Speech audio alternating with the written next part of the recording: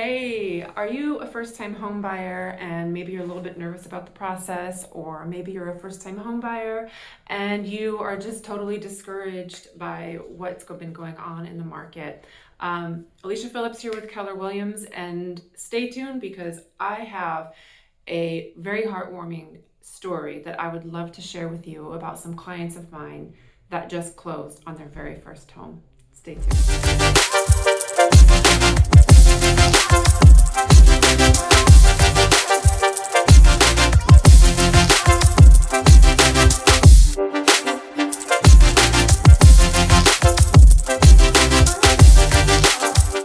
And welcome back. So, I would just first of all want to say, please join me in congratulating these brand new homeowners. We worked together after they had such a horrific experience trying to find a home with a different realtor. I was not their original realtor.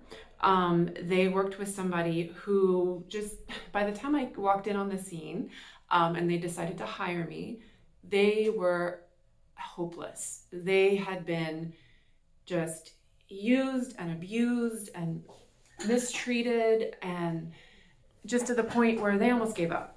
And the way that we ended up, getting together, that's a whole other story, but it's almost a miracle that we did get together. But here's the long and the short of it. The other agent that they originally were using paid no attention to their needs. This caused so many delays. This caused so much just wasted time.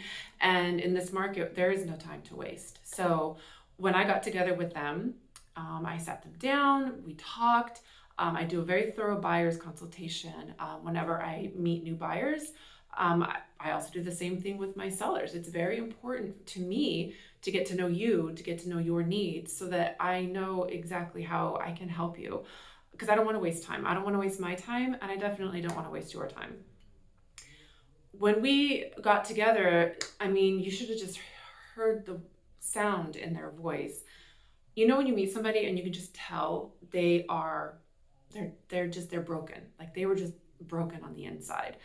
And they were just, like I said, hopeless, almost like, well, yeah, let's just give it another shot. I don't see how this is going to turn out any differently. They were so close to closing on a property with this previous realtor. Here's what happened. They were pre-approved with a mortgage company. They had plenty of money for a down payment. They were in a good position, excellent credit. They were great buyers. But their first realtor didn't do enough research on the properties that they were showing. So, like, for instance, the property that they almost closed on, turns out a week before closing, they find out they needed to put an extra 15% down on the property. How can you get that far through a contract and neither side knows that you have to put down extra? So they lost the deal. They were just heartbroken and just totally, like I said, abused, mistreated. They were not given the attention that they needed. Then we met. They accidentally picked up my showing. Whenever I do a showing, I print out information about the property that I'm showing, and I was showing a different client. They happened to stumble across the paper. I guess it was left behind in the unit that I was showing. They stumbled across it, picked it up, and they were like, "Oh, it's a sign from God. Let's call this girl." And I am so glad they did. So I'm like at the grocery, checking out. I have my 3-year-old daughter with me at the time, and she's tired and she's hungry. It's the end of the day, and I'm trying to pay and load my groceries, and the phone rings, and I pick it up, and it's them. And they were like, I'm thinking, who are you, and how did you get my information? So from there, we ended up setting up an appointment for an actual buyer's consultation, where I go through and really outline in detail exactly what it is that they were looking for. And from there, I was able to gain their confidence. One of the things that they told me at that time was how I seemed to be very organized, which that's just how I run my business. How am I supposed to keep your stuff straight, my stuff straight? No, I am. I'm very organized. So from there, we started setting up appointments. I was speaking to their mortgage officer, just making sure that, we have all of our ducks in a row so that when it comes time to put to place a contract on a property, we're already ahead of the game. So, we went through and looked at multiple properties, and finally we came across one that, they were ready to put an offer in on. So I wrote up the offer. We had their pre-approval. They were almost through underwriting, which makes them just the best choice for the seller, because it's like you're halfway there already. As far as the mortgage goes, that property we ended up not getting the contract on. I know they were just heartbroken about it because they loved it, but the reason we didn't get that contract is because the contract that was chosen, those buyers, they opted out of doing an inspection. Now, I don't know about you. I never recommend that for my clients. It's so dangerous. You need to do an inspection on your property. You have to know what it is that you're getting into so that is this a piece of pie that you really want to take a chunk out of? I know I said that saying wrong, but I guess the way I really want to say it is, are you going to bite off more than you can chew?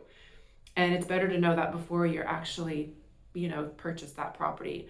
And it's a done deal, and then there is no going back. So, I'm happy that we didn't get that property for them, because again, if that buyer wanted to do a purchase with no inspection, that's on them, not on my clients. I will not be responsible for that.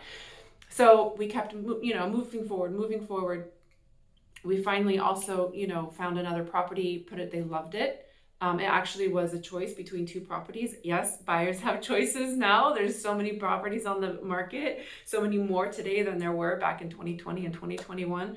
Buyers actually have choices. So property A, property B. Property A, lots of square footage. The price was a little bit less. They allowed pets. It was checking off all of their boxes, but it was totally original. I mean, totally original. There was absolutely no updates done to this property.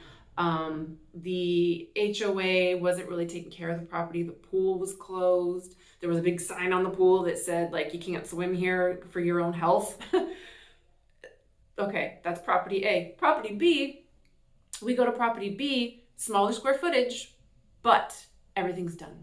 Beautiful new kitchen, beautiful, what do you call it? Hurricane windows had been installed through the house. So for safety's sake, I love seeing stuff like that. I always look and make sure that there's hurricane, whether it's the windows or the shutters or whatever it is. I want to make sure it's completely updated, that it's complete. So those were two of the main winners.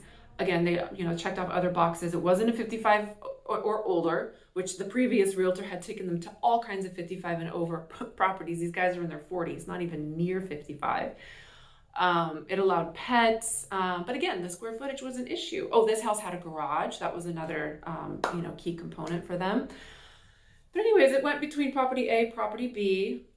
She wanted property B because she wanted the square footage, but the downside, you're gonna have to remodel, you're gonna have to update, you're gonna have to, take on a whole project. Property B, you can move right in and live your life. And the HOA was really responsive. The HOA took great care of the property. So ultimately, what ended up deciding it for them, property A, there was an additional $5,000 capital contribution that was required. And for their 5% down payment, they just didn't have that extra $5,000 to put in there. Plus, it's like one of those, what are we really going to get for that $5,000? The pool looked like it hadn't been able to be used for a long time, and there was no hope of it being able to be used for a long time. So they just didn't want to lose that $5,000 and then what are you getting, right? So we went with property B.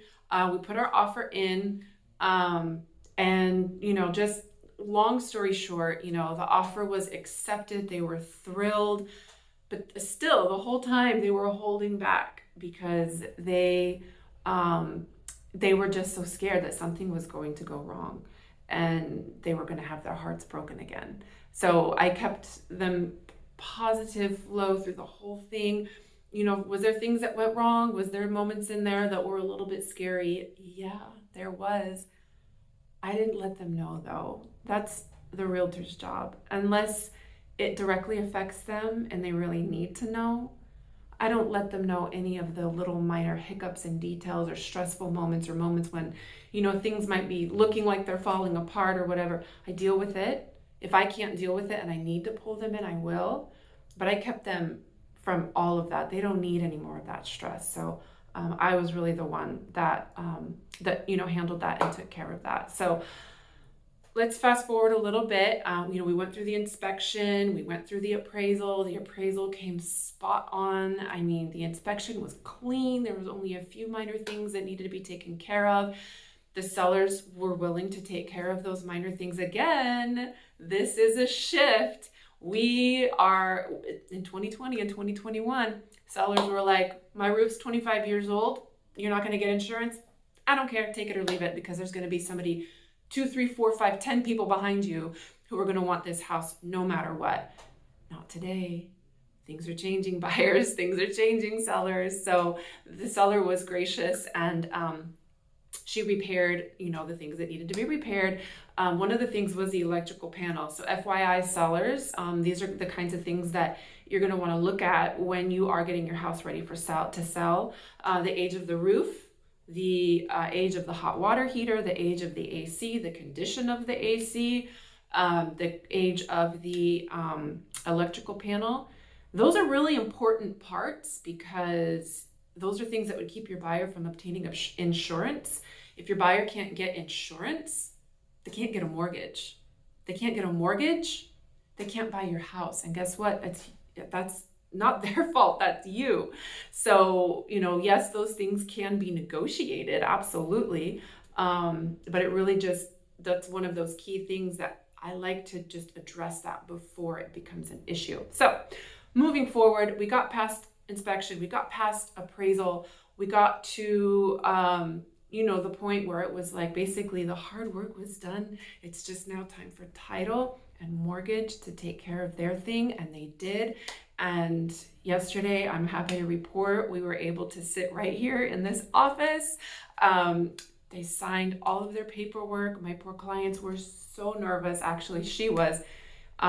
He was cool as a cucumber, but she was literally shaking as she was holding the pen and signing her name. So I did my best to keep her calm and, just to help kind of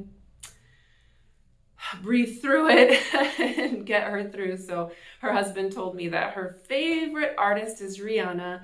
And so what I did is I just, on my phone, I just found Rihanna, went through the playlist, had it playing through the time that she was signing, and we got through it.